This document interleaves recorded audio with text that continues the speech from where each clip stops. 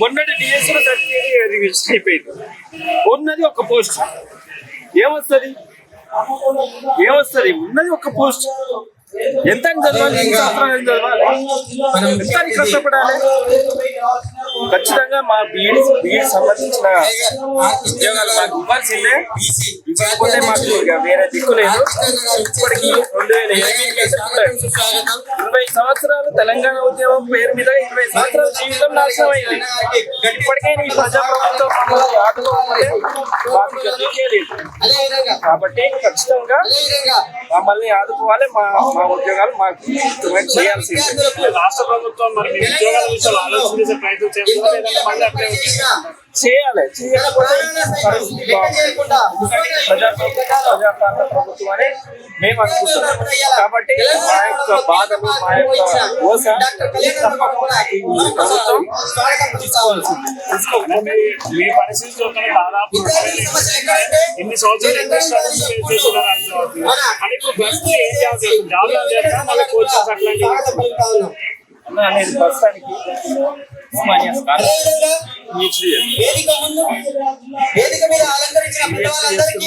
అయినా కూడా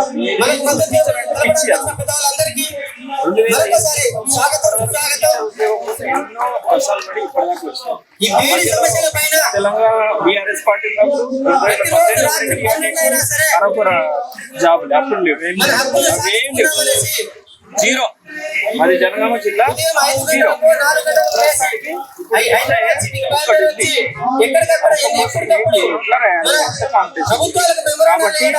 ఇంతకుముందు ఎస్జిటి ఛాన్స్ ఇచ్చేది ఇప్పుడు లేదు. ఆ ఛాన్స్ లేనప్పుడు వాళ్ళకి 70% ప్రమోషన్ ఇచ్చినప్పుడు మరి మాకు 30% ఇచ్చినప్పుడు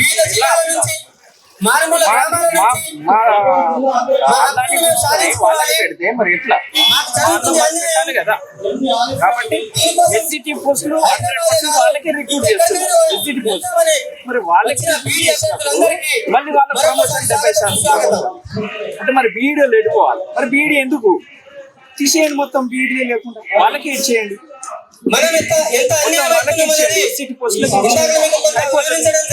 బీఈడీ వాళ్ళు లేకుండా వాళ్ళతో ఇప్పుడు వాళ్ళకు వాళ్ళు ఏం చేస్తారు? టీటీసీ చెప్పాలి,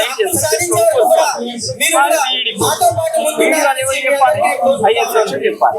మరి వాళ్ళు డైట్ చేసిన హైయర్ సెక్షన్ కి ఎట్లా ఎలిజిబిలిటీ? ఏ రకంగా? మరి వాళ్ళు బీడీ చేసిన వాళ్ళు బీడీ చేయాలి కదా. వాళ్ళు మా పోస్ట్ లో హైయర్ సెక్షన్ మరి వాళ్ళ పోస్టులకు మాకు అర్హత లేదు. మా పోస్ట్ లో వాళ్ళు ఎట్లా అర్హులు? వాళ్ళు ఏ రకంగా అర్హులు? కాబట్టి మాకు న్యాయం చేయాలి. న్యాయం జరుగుతుంది ఆశిస్తాం. అంటే ఎన్నో సంవత్సరాలు అంటే చదువుకొని ఎంతో కష్టపడి చదువుకొని చివరికి ఉద్యోగాలు లేక ఆ ఉద్యోగాల గురించి రోడ్డుకి అదే కదా. ఇప్పుడు అదే సోషల్ మీడియా ద్వారా అన్ని వేదికల ద్వారా నడుస్తున్నాయి. స్వచ్ఛంగా వచ్చారు.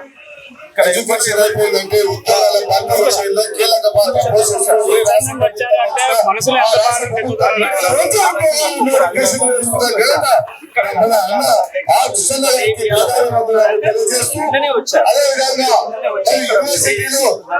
ఎంత న్యాయపరమైన